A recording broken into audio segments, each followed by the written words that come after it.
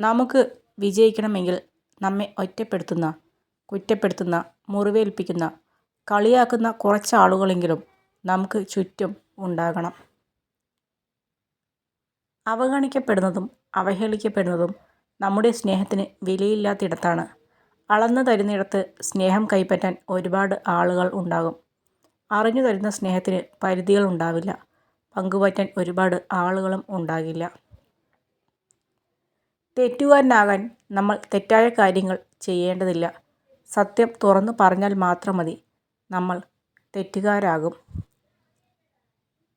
പ്രസന്നമായ ഒരു മനസ്സിന് മാത്രമേ ഊർജ്ജസ്വലത ഉണ്ടാവുകയുള്ളൂ.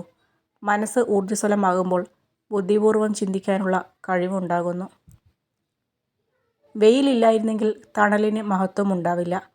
ദാഹം ഇല്ലാതിരുന്നെങ്കിൽ ജലത്തിന് മഹത്വമില്ല. അതുപോലെയാണ് നമ്മുടെ ജീവിതവും. ഓരോ സങ്കടങ്ങളും നമുക്ക് സമ്മാനിക്കുന്നത് വേദനകൾ മാത്രമല്ല, മുന്നോട്ട് ജീവിക്കാനുള്ള തിരിച്ചറിവുകൾ കൂടിയാണ്.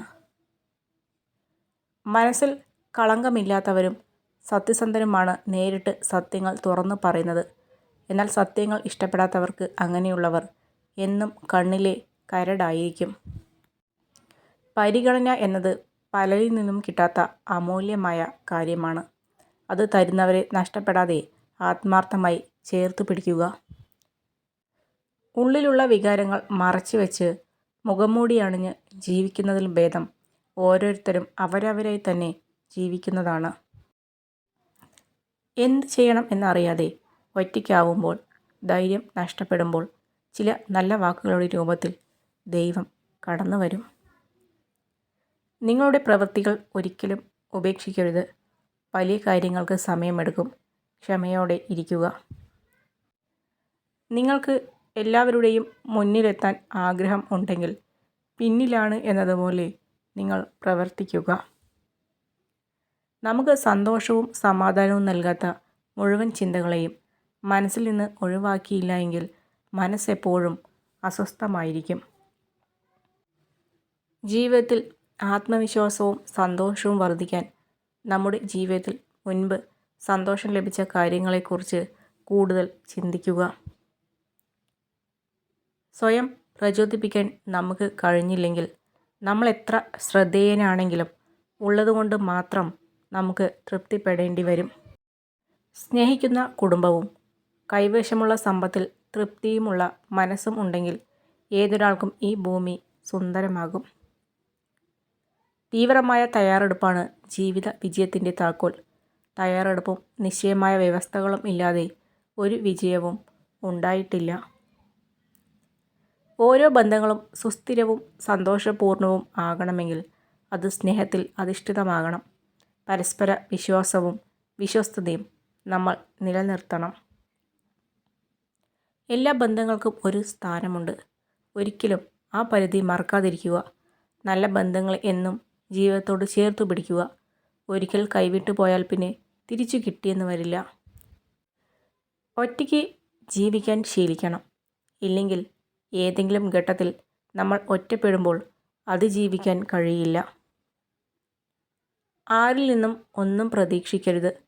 കൊടുക്കുന്ന സ്നേഹം പോലും തിരികെ കിട്ടാതെ വരുമ്പോൾ നമ്മൾ തളർന്നു പോകും.